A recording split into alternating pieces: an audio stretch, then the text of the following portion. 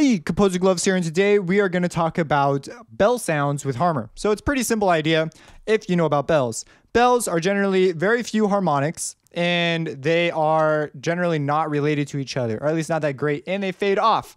So at the top, especially in the bottom, the fundamental tends to last the longest. So this is what I got.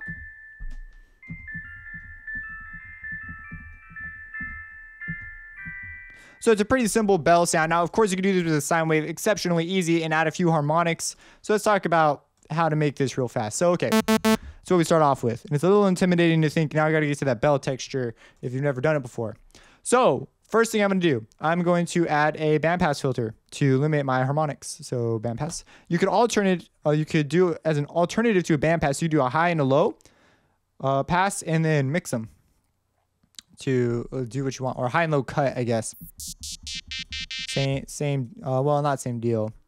High cut, low pass. Yeah, that's what it is.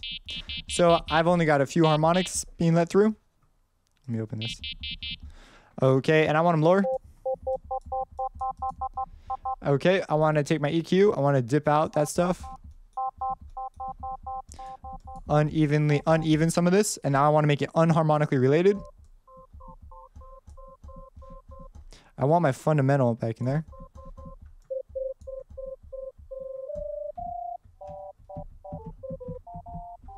Keyboard track it. And so it'll follow my keyboard. I didn't do this on my last one, but now that particular ratio, let's make it multiply. Let's add. Okay, that's just about fine. Let's come in here to the effects. Let's add a reverb. Now, this may not be the sound you're looking for because we are missing a fundamental. Let's turn on our harmonizer.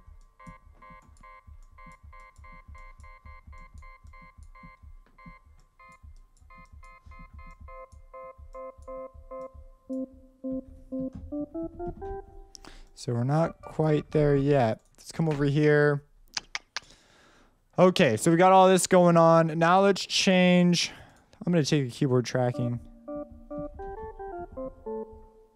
I'm going to take the keyboard tracking down. I'm going to change. I'm going to add some resonance. And the thing that really sells it is the volume.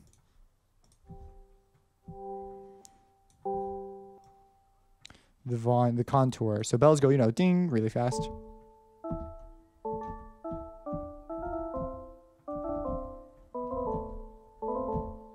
So maybe you want something higher, just move your bandpass.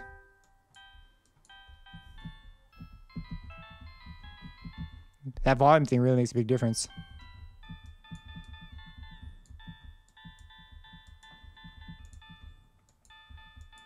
So the prism will allow us to really mess with our detune stuff. But we could also come in here.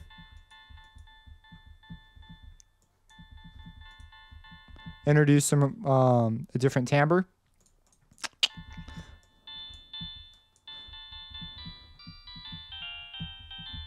If you're going to use resonance,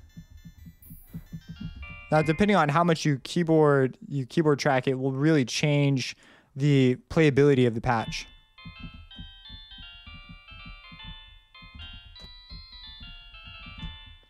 And the amount of resonance. So if we were to play a low note,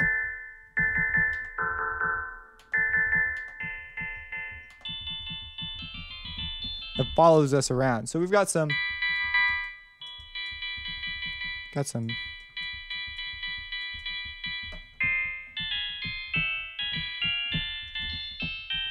good things going on here.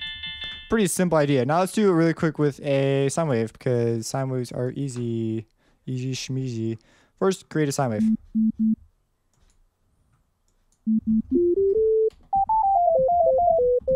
Cool. So now let's add a few harmonics and make them unharmonically related. Create another band. Ooh, a band stop would be kind of an interesting deal. We want them closer. And spread them out. Add that volume envelope. Now, of course, we can...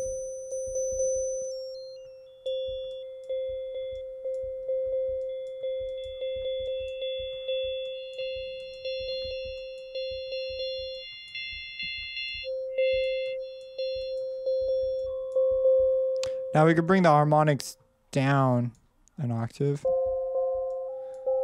to get them near that fundamental. We can, you know, let's go into our harmonics. Let's bring that fundamental down. Bring some a little bit stuff up.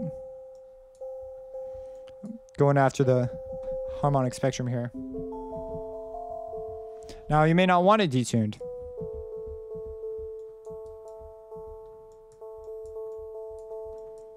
But you're gonna want it a little bit if you really want to sell the bell tone.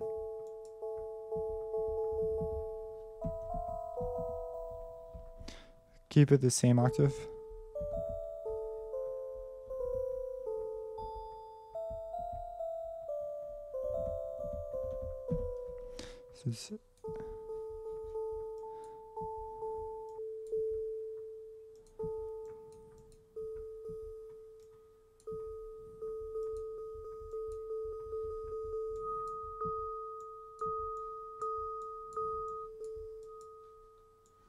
Make it a wide filter.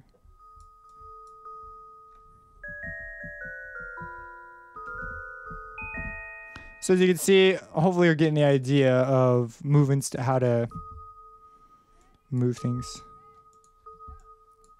I generally want these to be relatively mono.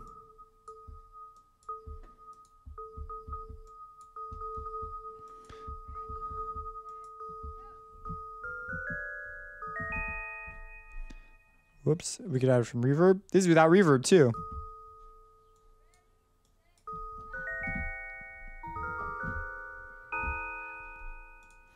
Now on our volume envelope, make it not such a long tail.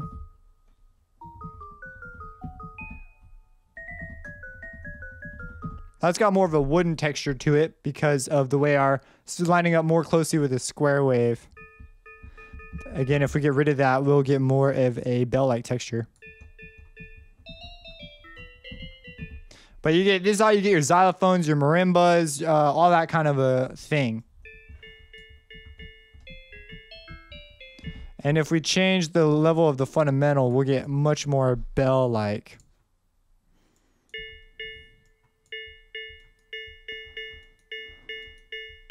We need some higher tones as well. Now on the, I do not want dampening.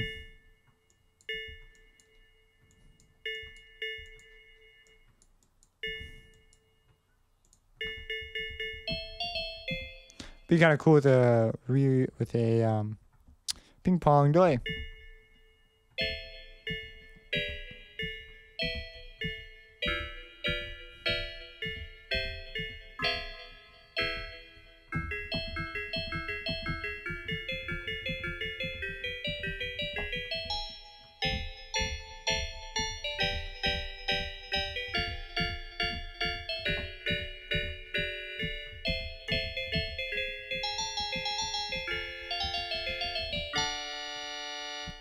So anyways, yeah, that is my bell sound. If you have any questions, let me know. Subscribe and have a blessed day. In the digital audio basics, we're going to talk about the Nyquist theorem.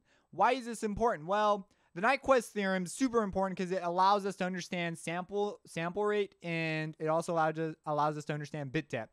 So what the Nyquist theorem is it was invented by this guy. This guy's named Nyquist. He used to work for AT&T way back when.